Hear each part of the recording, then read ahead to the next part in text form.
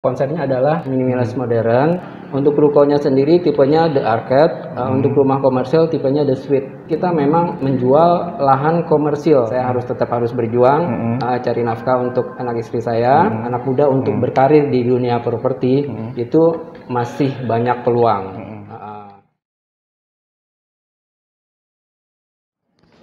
Halo guys, selamat pagi. Bersama saya dengan Handoyo. Kali ini saya dengan Pak Arif, salah satu marketing supervisor di developer di Dimension di Buaran. Kali ini kita mau belajar lagi guys mengenai properti. Kebetulan di sini Pak Arif sedang pesatnya ya penjualannya di Buaran ini. Kita langsung tanya aja dengan Pak Arif, salah satu kawan saya juga. Halo Pak Arif. Halo. Selamat pagi Pak. Pagi. Ya Pak, saya mau nanya nih Pak mengenai konsep dari yang Bapak jual saat ini. Kan ini ruko ya Pak ya? Iya.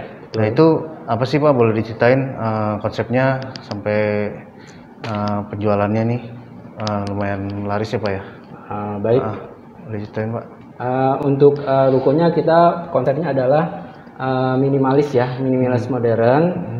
Itu ruko 3 lantai, di mana itu ruko itu kita siapkan untuk terutama adalah usaha ya, wira swasta, pengusaha, dan kita juga bisa siapkan untuk milenial, di mana kaum muda pun, anak-anak muda pun bisa untuk memiliki ruko di sini. Nah itu luasnya berapa itu Pak? Untuk ruko kita luas tanahnya itu di 78 meter persegi, luas bangunannya 150 meter persegi. 3 lantai itu ya? 3 lantai. Kalau harganya itu Pak? Harganya di sekitaran 3,2 M. Oh 3,2 M ya? Iya. Nah itu salah satunya yang di sini yang laris, yang tipe apa sih Pak? Kan tadi katanya ada beberapa tipe ya? Untuk ruko kita memang untuk ruko itu ada satu tipe, tapi kita juga ada rumah komersil. Rumah komersil itu adalah untuk rukonya sendiri tipenya The Arcade, untuk rumah komersil tipenya The Suite. Untuk ruko sendiri kita posisinya di depan jalan raya. Terus kalau untuk rumah usahanya itu kita ada di posisi di dalam, di dalam perumahan. Yang membedakan properti ini dengan konsepnya dengan developer lain itu apa sih Pak? Dari mulai promonya atau apanya? Apa sih Pak yang membedakan? Kalau untuk di properti ini kita memang menjual lahan komersil, di mana kalau kita beli ruko di sini untuk izin usahanya itu akan gampang. Akan gampang sehingga nggak perlu ribet-ribet ya, jadinya kalau kita beli ruko atau beli rumah usaha untuk jadiin kantor atau jadiin usaha itu sangat mudah sekali. Nah rata-rata yang beli ini dia usahanya apa sih Pak? Untuk pembeli di sini segmennya sih kebanyakan pengusaha ya, di mana kantoran kita atau dia perorangan logistik? sih biasanya pengusaha, di mana dia bisa buat usaha di sini. Seperti yang udah ada adalah untuk travel, terus untuk kafe, terus untuk biro jasa, lawyer, Tiki juga sudah ada di sini. Kemudian juga JNT juga ada di sini. Nah, saya tertarik juga nih dengan karir Pak Arif, kan udah sekitar 30 tahun ya Pak ya, dari 90. Nah sampai dengan saat ini kan Bapak kan salah satu SPV ya, dan kita juga kenal di beberapa tempat juga Bapak SPV. Nah boleh ceritain Pak mengenai karirnya dulu dan mulai kerjanya tuh gimana sih Pak sampai sekarang itu? Baik, saya mulai bekerja dari tahun 90 ya. Waktu itu saya bekerja di retail bisnis, yaitu di Sogo Department Store di Plaza Indonesia. Awalnya saya sebagai sales counter, sales counter di situ selama 7 tahun nih. Kemudian saya dipindahkan ke gudang. Itu sales counter berarti apa? Jual baju itu? Targetnya itu? Kita sales counter jual produk Sogo daerah mana Pak? Waktu itu saya ditempatkan di Sogo Plaza Indonesia. Oh, Plaza Indonesia ya. Zaman Sogo Plaza 90. Indonesia tahun 90 mulainya. Itu juga pertama pembukaan. Terus tahun 97 saya dipindahkan ke Kelapa Gading. Sogo Kelapa Gading. Lanjut saya juga dipindahkan ke bagian gudang. Nah, di bagian gudang itu saya harus mengecek barang masuk, quantity maupun quality sebelum masuk ke floor, ke counter. Terus akhirnya jadi SPV. Selama kurang lebih 13 tahun lah ya di gudang ya, saya berjuang. Akhirnya saya dinaikin menjadi SPV, di SPV tapi balik lagi ke counter atau ke floor.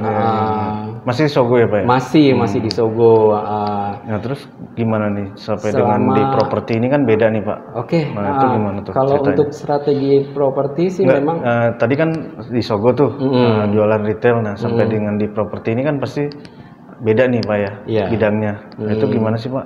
Kan tadi setelah itu sempat saya tahu jualan keripik juga ya? Iya. Nah itu gimana Pak ceritanya? Wah, di Sogo itu saya naik jadi supervisor dan cuma 3 tahun ya, lalu saya resign.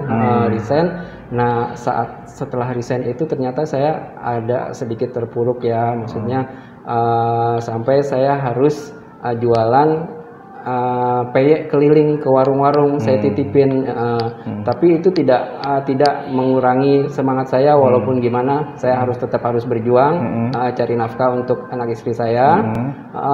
Kemudian pada saat sampai kurang lebih ya 3 tahun lah saya keliling masukin ke warung-warung itu jualan PY, lalu saya coba. Itu masak sendiri Pak? Enggak, PY itu kita ambil dari orang atau dari distributor. Terus akhirnya ke properti ya? Nah, pada saat saya keliling, saya lihat ada lowongan di properti, saya coba masuk di tahun 2016 ya. 2016 saya coba masuk, pertama di perumahan. Itu langsung SPV apa sales? Enggak, saya masih sales dulu. Masuk sales, tapi ternyata di situ saya belum hoki, cuma 2 bulan, lalu saya pindah lagi ke apartemen. Daerah mana Pak? Di apartemen di daerah Bekasi, Jati Mulia. Terus di apartemen pun saya 1 bulan, 2 bulan kayaknya belum ada hoki juga. Nah saya ditawarin ke landed lagi di perumahan lagi. Nah coba masuk di perumahan. Nah mulailah di perumahan itu saya mulai berkembang. Ada kemajuan, ada closing. Namanya di perumahan itu adalah perumahan Bekasi Pertama Residen. Ada kisah ini nggak sih Pak? Ada kisah sedih Pak selama berkarir di properti ini? Ya ada juga suka dukanya sih. Ya saat konsumen PHP atau enggak konsumen yang udah janji nggak datang-datang. Nah itu atau enggak konsumen yang sudah diproses KPR ternyata turun plafon lah, dia batal lah ini. Tapi ya alhamdulillah sih semuanya itu sebagai pengalaman saya gitu, suka dukanya. Kalau untuk sukanya ya setelah akad itulah senengnya kita cair komisinya. Tapi pengalaman yang terbanyak itu berapa sih Pak ininya? Maksudnya dapatnya jualan 5 unit atau berapa? Nah itu kita pas masuk ke properti perumahan ini alhamdulillah setiap bulannya saya bisa closing gitu loh. Itu targetnya 2 tapi saya sempat nyampe target 5. Nah prosesnya itu ya lumayan gitu. Itu bisa beli apa aja Pak? Ya alhamdulillah saya bisa beli motor cash, beli motor 2, bisa nyekolahin anak, bisa beli laptop untuk anak, ya alhamdulillah. Ya. Nah balik lagi nih Pak ke yang tadi mengenai ruko yang Bapak pasarkan nih. Nah itu saat ini inden apa gimana Pak? Untuk saat ini kemarin sih sempat ada yang ready 75%. Nah itu alhamdulillah saya bisa closing tuh ya, bisa saya jual, sudah terjual. Nah untuk saat ini ada yang inden itu di 30% dan 50%. Yang lainnya tuh inden masih berapa unit sih Pak yang sekarang masih? Semuanya itu ada 26 unit. Dan yang sisa itu tinggal 7 unit di Blok A dan ada sekitar 12 unit di Blok B. Nah itu kan sekarang kondisinya lagi COVID gini, ada strategi khusus nggak sih Pak buat supaya mempertahankan penjualan di sini? Kalau strategi saya sih tetap di medsos ya. Di medsos saya tetap bikin promosi, menyampaikan ke konsumen.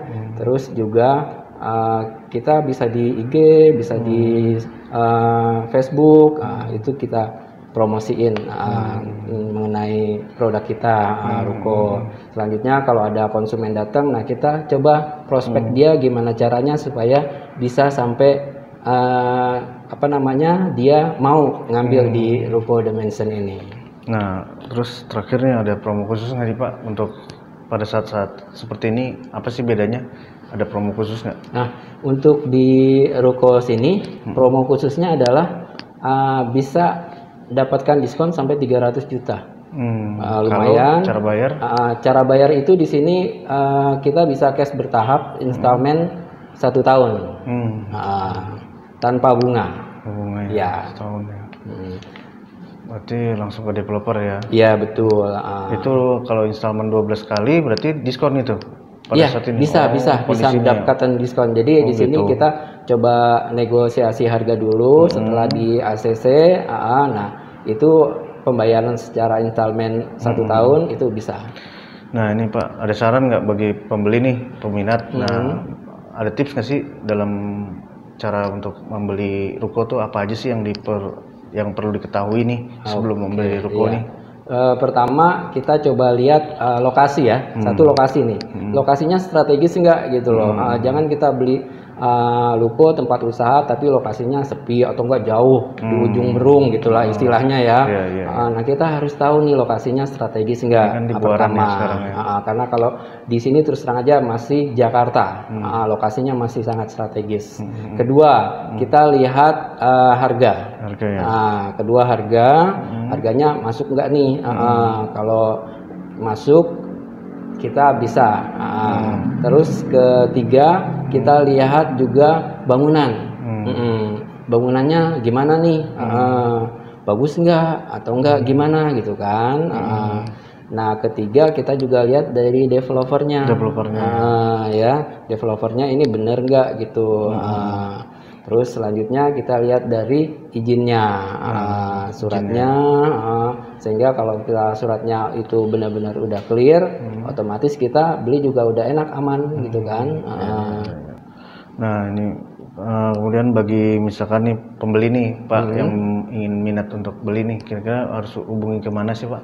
Oke, kalau misalkan berminat untuk di Ruko Dimension bisa hubungi ke saya, Arif, di nomor 0813 9855 8153. Oke, itu cantumin Pak. Ya untuk misalkan ada pesan nggak nih Pak atau motivasi buat anak muda nih bagi mereka yang belum punya rumah. Nah itu harus apa nih Pak? Nah dan bagi mereka yang ingin berkarir juga nih Pak di properti, kan dia baru mulai mau kerja nih. Kayak Bapak gitu, apa sih Pak yang ada tips nggak Pak buat mereka?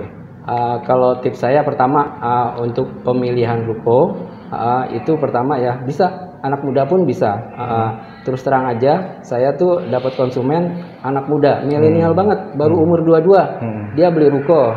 Dia akan gunakan ruko itu sebagai bengkel motor di CC 150 motor besar ya. Alhamdulillah. Terus kalau tips saya untuk yang anak muda untuk berkarir di dunia properti itu masih banyak peluang. Yang penting pertama itu kemauan. Kedua tetap belajar. Ketiga ya berjuang. Berjuang dan terakhir mungkin berdoa juga ya. Jangan sampai kita lupakan sama yang di atas. Betul. Oke, terima kasih nih Pak Arif waktunya. Mudah-mudahan jadi laku keras nih Pak ini untuk penjualannya. Amin. Nah, terima kasih guys. Sampai di sini perjumpaan kita dalam acara Handoyo Show. Sampai bertemu di video selanjutnya. Bagi kalian yang suka video ini, klik like dan subscribe guys. Terima kasih.